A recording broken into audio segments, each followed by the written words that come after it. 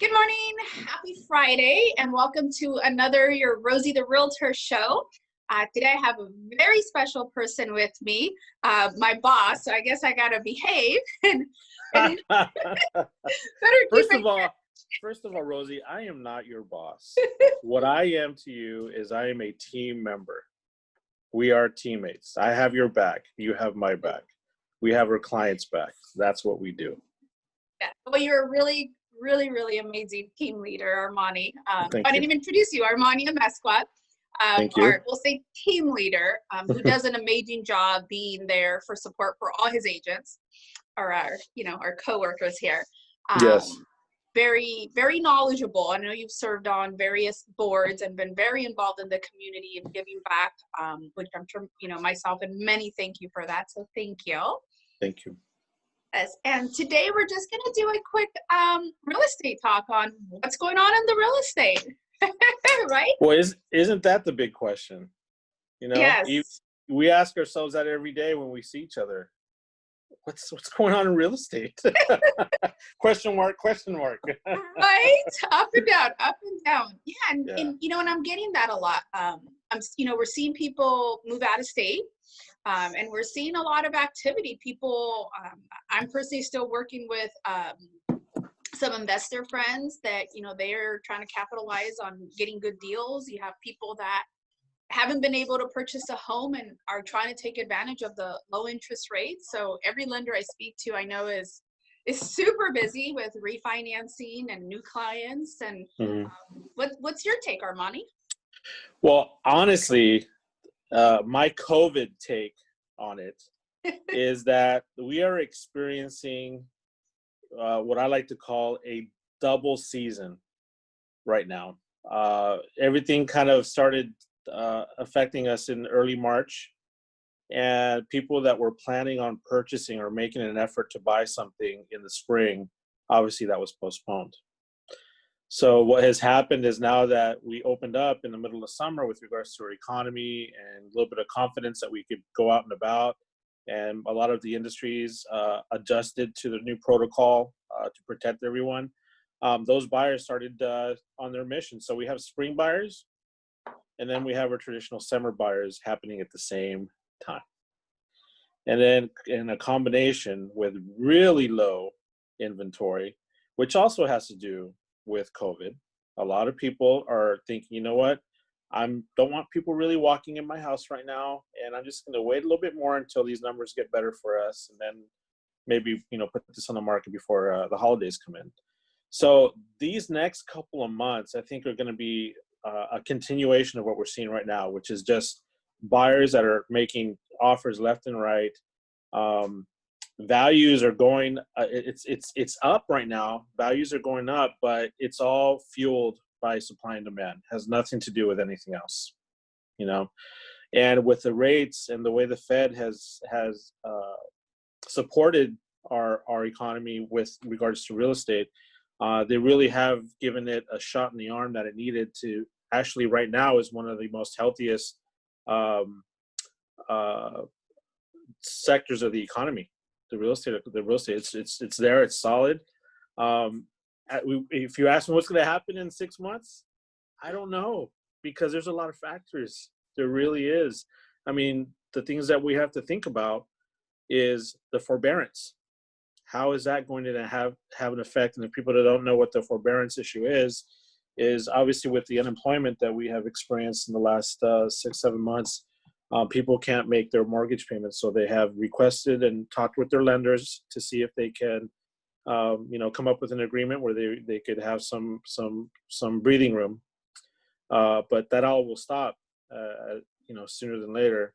And then the other factor is our rental market. A lot of people can't pay their rent, so then you have, homeowners that have, income properties, and they can't make their mortgage payment. And then it's a domino effect all the way down the line. So those things are going to be a big factor going into 2021. And depending on how the government reacts to it, and how either they make some type of modifications to assist them in this transition, or it's not. We don't know. But people ask me, are we going to see another 2008? Well, 2008 was the real estate industry's fault. This Yeah. is something different. This is something different. That's why we have a healthy sector in the business, in the economy. But you will see, if those things are not handled properly with regards to forbearance and all that, you will see some foreclosures probably come up. But I anticipate that it will not be your traditional process where, you know, if someone stops making a payment and in a year expect their property to be in foreclosure. I think with the COVID thing that happened, the government will make some adjustments to prolong that 1 year to a possible 2-year process. And that, so I don't think it'll have an immediate effect, but it will have somewhat of an effect, but nothing like what happened in 2008. That I can assure you. Yeah. Well, and hopefully, you know, that'll be enough time for people to be able to get caught up.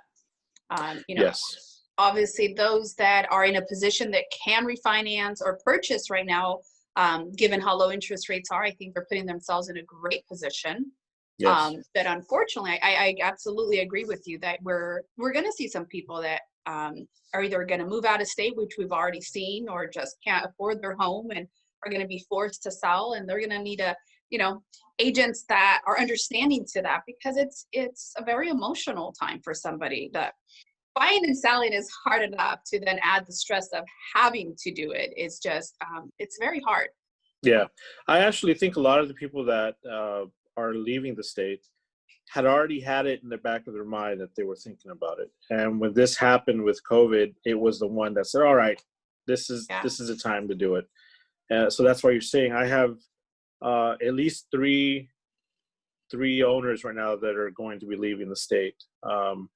And it's not really because they're going through a financial difficulty. They're just seeing it as an opportunity to get what they can right now for their property and get where they want to get to comfortably.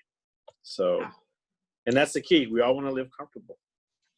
Absolutely. And and it's very smart, because those doing that, because supply is so low, prices are still pretty, have maintained, despite everything going on, prices have maintained pretty good up there. And so you're right, for those that have been thinking about moving, it just might be a better time now than to wait, because I keep saying, I know those prices should be adjusting soon, and they just, one thing or another keeps keeping them up there. So yeah. Well, and then the other thing too is a lot of people don't, they forget about the appraisal factor. There's appraisers that are going to be out there, and they're going to be keeping things in check. And I've already heard within our production in our office, at least 2 or 3 that had to be reviewed. So Thanks. They are trying to, they're not letting it, they're not being irresponsible. Let's just say that. That's good. That's good. And that's a good thing for a buyer. That's a good thing for a buyer. Absolutely, because that was part of the problem back in 2008, right? Yes. Everybody getting loans they couldn't afford, homes they couldn't afford, and what a mess. What a mess. Yeah. So Armani, normally I ask everybody at the beginning to tell us a little bit about yourself, and we got so excited about real estate that I didn't even have you tell me a little bit about yourself and your time in the market here. Wow. So I have been in the local real estate market for about 25 years. I started in 1997, and I got into the industry honestly because I was a computer tech for a real estate company, and I was doing that. That was one of my backgrounds that I had while I was on the radio. I was a DJ on the radio, so that was my night life. And then during the day, I had my Clark Kent ego. so as the real estate during that time, the real estate market was transitioning from your MLS books that we would get every week, a huge phone book of all new listings. Imagine that. Imagine getting a book every Thursday, and you're thumbing through it to see all the new listings that are hitting the MLS or they're hitting the market. No pictures, literally a phone book. Wow. So I experienced realtors that. had actually worked back then, and no, seriously. I remember I would walk in, and we were barely introducing computers. This is for I think it was Prudential John Douglas's real estate company, and these huge stacks of yellow books would come in every Thursday morning, and the agents were there that's when they would have their meeting. And then they were all get in line, like if it was a lunch line in high school, and get their book, and they would go sit in their desk, and they would thumb through it, and you could hear them, everyone chattering. Did you see that one on Encinal? Did you see that one on Main? Like, it was just like almost like stock market. It was crazy. And then slowly it was a dial-up modem, and the MLS was introduced as a DOS program. So it wasn't even on the internet. It was just dial-up, and then this DOS program would open up, and again, it's just black and white, and you see data, no pictures, nothing. And then I think around 98, 99, that's when you start seeing the first photos, and then that's where it took off. But in that process, I love music. Music has been my thing since I was a kid. I've been DJing since I was 12, 13 years old. I was the DJ on the radio. I was mixing live on Saturday nights. I worked for multiple radio stations throughout SoCal. So I had my fun. But there came a point in my life where living a radio life is difficult, because once you're hot in a certain market, it doesn't last forever. So when the demand goes down, they have to move to another market, either it be, in state or whatever, and then start over again. And I just did not see myself leaving this area, because I really love living here.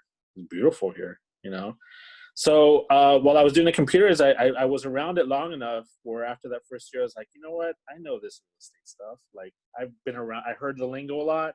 I've seen different situations, and I was like, I'm going to go for my license. Got my license, and from there, it just took off. It just took off. So I don't move a lot. I was with that company that ended up with Remax for about 10 years. Then from Remax, I went to Coldwell Banker, where we first met. Yes. And then here we find ourselves now working again together, which I'm really honored to be working by your side. So, but it's been an awesome experience. And as I get older, I realize the things that happened in my life have prepared me to where I'm at right now. And I realized that I just love helping people. I love helping you guys, because again, it's a domino effect where if I help you, you're helping your clients. We're helping their kids grow up in a nice home, in a good school. It just goes on and on and on. And it has to start with that, taking things in a positive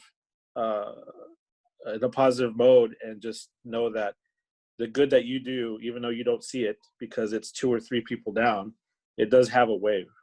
So that's the way I see it. I agree. And I think sometimes, some people are very quick to just go with a friend or a neighbor or someone that just got their license, not realizing this is the biggest purchase of your life. Yes. They spend more time interviewing a hairdresser than their realtor, and it's funny because I just had a transaction where I feel like I've never worked as hard to just keep it going. And not the fault of the buyer. I mean, she was amazing. She was great to work with, but everything that could come up, and sometimes, unfortunately, we deal with other firms, whether it be whatever part of the affiliate that aren't as responsive, don't really seem to care. It's just another deal versus, this is somebody's life, this is their dream home that for someone makes a huge difference versus, the people processing it of, it's just another deal. It's just work. No, it's so much bigger than that. I was actually, I had a buyer that was interviewing me a couple of days ago on Zoom, just like we're talking right now. Oh, and I have been working with them for about 6 or 7 months, just, touching on the phone, seeing how they're doing, and they were preparing themselves to get into a run to buying a home. And they contacted me last week, say, hey, would you be available to finally really talk about what we're doing? But I just want to let you know we're interviewing agents. And I said, hey, good for you. You need to be doing that, because you need to know that whatever is important to you, the other person understands it, they could appreciate it, and then guide you to where you want to get to, So we were interviewing on Zoom, and some great questions. I tell you what, the millennials right now, they do their homework, and they are pretty on it. So I appreciate a lot, because it makes our job actually not easier, because I think the whole process still is the same as it was 20 years ago, but it lets us understand what really their story is about. And before, it was really hard to get that. But now, because they understand the process, they could express to us a little bit better what really they're looking for, you know? So the experience of talking to people is in having that ear. That's what we're about. We're, Yes. you know, everyone has a doctor that they trust. Everyone has a lawyer. Everyone has a financial planner. That's their go-to. Once they find the right one, they stick with them. I have my favorite barber. Okay. And I think we had this little discussion back in January, how I shared you guys that story about him introducing me to other things that I could do to look good. And it took me a while for him to sell it, but I did it because I have confidence in him, and he was right. So I to me, when I talk to clients, and all of us here at the office at Century 21 Everest, I think we have that same philosophy that we don't want to be just that one agent transaction and just you move on and forget about you. We're here for your first, second, third purchases, and your kids and your brothers and sisters, wherever it may be. And just know that our approach is that we just want to create a relationship that means something, and it's not just a numerical definition. Absolutely. Absolutely. Yeah. You know, whether it's guidance on how to retitle after a refinance, or yes, why am I getting this bill? Whatever it is, we should be. We're definitely compensated well, so we absolutely should be there for our clients, not just at the time and when it closes, but beyond that. So right. No, and then the other thing too is a lot of buyers think that because everything is pretty online now, a lot of the information is accessible. The difference still is, and this is where we will always be a factor, is if you're showing a property, yes, they can see the photos, they can see the price, they can see how much their mortgage payment might be on these estimates on the screen. But when you talk to a really good realtor, he's going to tell you, or she's going to tell you things like, you know what, this is really close to a riverbed. We need to see if it's on a flood map, and maybe your insurance might be higher. You don't hear those type of things by reading online. It just doesn't happen, you know. But people, they don't know that. So that's why it's up to us to educate buyers that this is actually what we do, and it's not just us reading the screen that you're looking at. You know? Absolutely. Well, and one of the things that I learned from Russ that I share all the time is, you know, for every time that I talk to my client, we might be making 10 calls behind the scenes. Like, there's so much that goes on behind the scenes. It's not just picking the house and that's the one, you know, the one I want. I mean, our contracts are how big if we print them, right? Oh, geez. There's just, there's so much. There's so much that goes into it beyond just, you know, I had a client that talked about how easy buying a car was. And I knew exactly where they were going with that. And I said, yeah, you know, you could have great credit and not even have a job and go out and buy a car.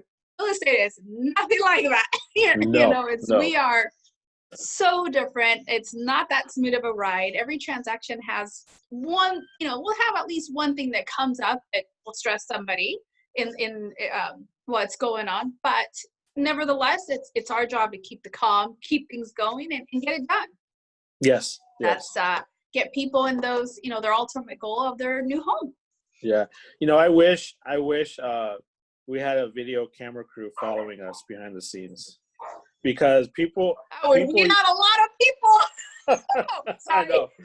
because everyone sees the HGTV shows and all that, and that is like the total opposite of what really happens. And a lot of people think that's how it is, but yeah, I mean, if we had a crew following us on how we handle or what happens behind the scenes, it would literally be probably a PBS type of documentary where it really goes in deep and it really shows. It'll be boring, I guess, in a way, because it wouldn't be too flashy, but we will have our moments of like the success stories or the frustrations or holding people accountable that said they were going to do something by a certain moment, certain time. All the time. Yeah. Yes. And we are the buffers for our clients. We are the buffers. We take it, we process it, we let them know it was done or that it's delayed, but we take that emotion. We're that filter that keeps that emotion in line, because, you know, buying a home is an emotional purchase for a lot of people. So you got to keep everything moving forward and just have that confidence that we are looking out for you. Absolutely, absolutely. And on my resume, it actually shows the 5 most stressful things a person will go through is death, divorce, oh gosh, buying a home, loss of Mhm. a job, and 4 of those lead to, selling a home. So Yes. like and I specialize in probate and divorce, which often leads to selling them a home. So not only are you already going through one of the most stressful times in your life, but one of that could lead to also selling the home, which is also on that top 5 list. So it's not to be taken lightly. It is definitely a very big process purchase. Yeah. Yes. Yeah. Yeah. But ultimately, we're lucky. We're lucky to be able to do what we do. And I've seen a Yes. lot of times where you're handling your clients and the transactions that you've had, and you give me goosebumps sometimes when I hear and I see the things that you do. So um, Oh, I'm not saying I'm eavesdropping, but I kind of am. it's okay. I'm okay with it. I'll always take constructive criticism, but you can eavesdrop all you want. Yes. Well, Armani, thank you so much for joining us today and sharing your knowledge. Hopefully this brings some comfort to people of, if they're wondering, should they move, should they buy, sell, what to do, and know that let them know that we are here to help. Yes, we definitely are. Just know that it's ask questions, and that will guide you through the process and to the right people. Absolutely. Yeah. Absolutely. So, All right. Rosie, thank you for having me on the show. I've been watching your series now, and I love it. And keep it going. And I get a lot of information, stuff that I didn't know, and I get to know people that I see on different moments. But to get to know them a little bit deeper is really cool. So, thank Yes. you for doing that for us. Of course. My pleasure. All right, Rosie.